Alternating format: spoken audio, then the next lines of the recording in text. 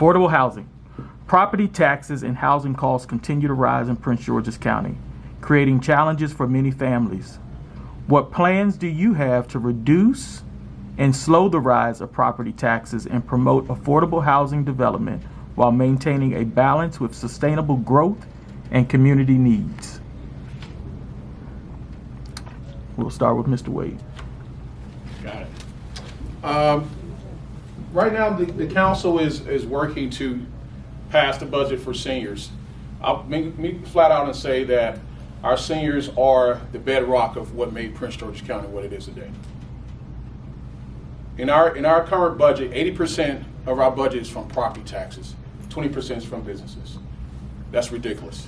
Every other municipality, government, or Anne Arundel County, Montgomery County, it's the exact opposite.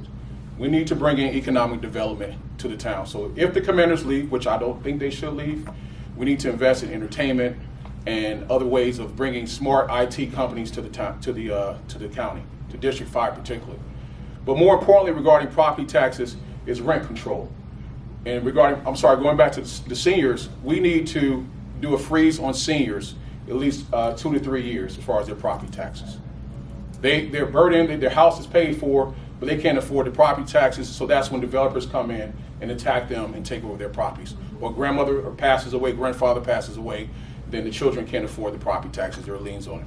So we need to make sure regarding our taxes that we have a place where people can live in that particular way, and we have to do that through smart economic development to balance that out. Thank you, sir. First of all, we need to have a senior on the county council that can speak to senior needs.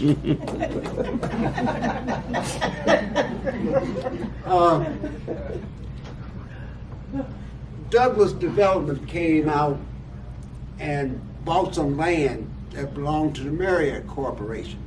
And he wanted to move the Blue Plains junkyard into Prince George's County. We said, heck no, I'll use that word.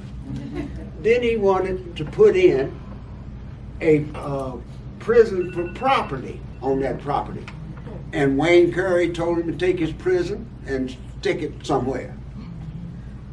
Tommy Broadwater put up a trailer out there in his business. We met with Douglas Development. We convinced Douglas Development to put in Addison Road. We worked through the county council, and when we got up there, they were peeved because we had brought the community together because they didn't want to deal with Douglas. The Addison Road properties are there. The first phase is complete. I want to talk to Douglas. He's coming out New York Avenue, which is Route 50.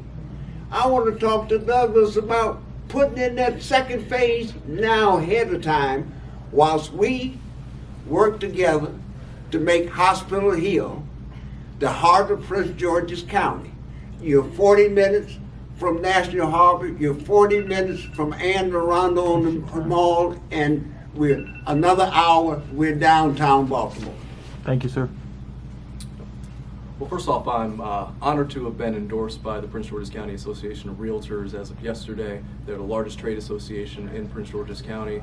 They represent over 3,500 business owners and realtors here in Prince George's County. And they endorsed me because I have a plan and because we've had long discussions about housing affordability in Prince George's County. I want to make sure that we're streamlining our permitting processes. It takes way too long to get through the permitting process in DPI. I want to make sure we're streamlining. I specifically want to make sure that we're incentivizing affordable housing. So we have more incentives for streamlining the permitting process for builders who bring more affordable housing here. I want to make sure that we are expanding housing vouchers, make sure that we expand rental assistance, and make sure that we have more supportive services.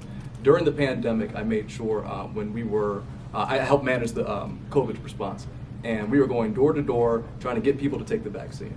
And when we were doing that, we were also providing additional resources to them for people who were housing insecure, people who are food insecure. So I want to make sure that in addition to housing affordability, anyone who's actually housing insecure or on the brink of homelessness, we want to make sure that we're taking care of them as well. Thank you, sir.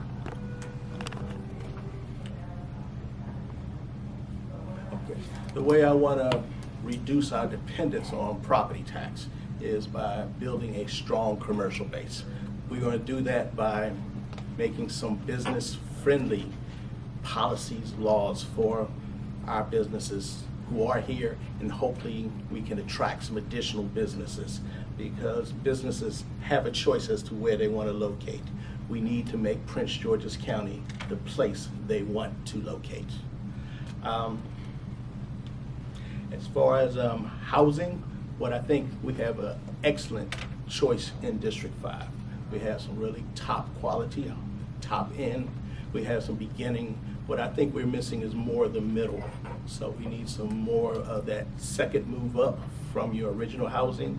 I think we could do some more housing in that nature. I also think we need some more single level, because trust me, steps are no longer my friend. So I want some single level ranch style homes. And I love the manor style homes that are on North Campus Way. It's actually kind of multiple, but it looks, to me, I like the way it looks. Love to hear what your opinion is about that. That is it. Thank you. Thank you.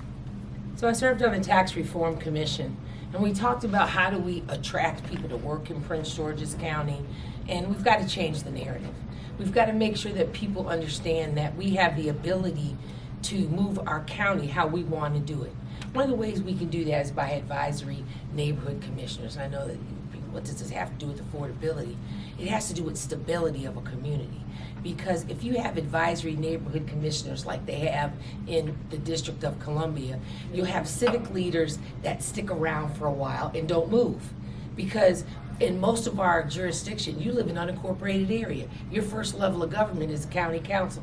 Who is your she says she's been here 15 years. Now this young man's gonna take over. I know he's competent because I helped train him, right? So if we look at making sure that our people who are coming into Prince George's County have our best interests in mind. A lot of those realtors and developers don't live in Prince George's County, and the developers especially are building and building and building and don't care about adequate public facilities. I want a safe place to live, work, and do business. And we can do that if we have trained people who are working in the community and on that first branch of it. I think we need to really take a hard look at who we're electing and where people's money is coming from, because that affects the affordability of where you live. It's not a matter of are you gonna fix things, but do you have the will to stand up and look those developers and those realtors in the face and say, what are you doing to provide adequate public facilities? Thank you. Thank you. Thank you. So, I support rent control, especially for our seniors. As we think about people that are on a fixed income, they shouldn't see their rents tripling or doubling or tripling every year. I think that we need to espouse a housing for all perspective. How can we provide housing for our teachers, our first responders, our seniors? And if you know, the county actually has the ability to develop its own housing units. We're so beholden to developers that we don't realize the power that we have within ourselves. We're talking about we need a senior on the council. Well, we need a business person on the council. In this case, that would be me. I'm an MBE, WOSB certified, AABE, all of the alphabet. And I would be the one to come to the council and bring that perspective. I think we need tax increment funding, TIF zones, where we can actually attract businesses and give them tax incentives to come here and to build. We have so many people that are operating illegal businesses out of their homes, and we can move people into all of this empty retail space by maybe offering a business incentive program that will give them 6 months of their leasing. Those are all things that we can do that they're doing in other areas to support people. I also think that we need to support seniors in their homes as they transition and think about how can the county provide, asset protection support for seniors, teaching people how to develop trust so that you don't lose grandma's house, so that you keep it in the family. How do you develop a trust, put the house in the trust that can be passed on to your children? Those are things that I think that's part of the educational component of what the council can be doing to help support housing stability here in the county. Thank you. Thank you. All right.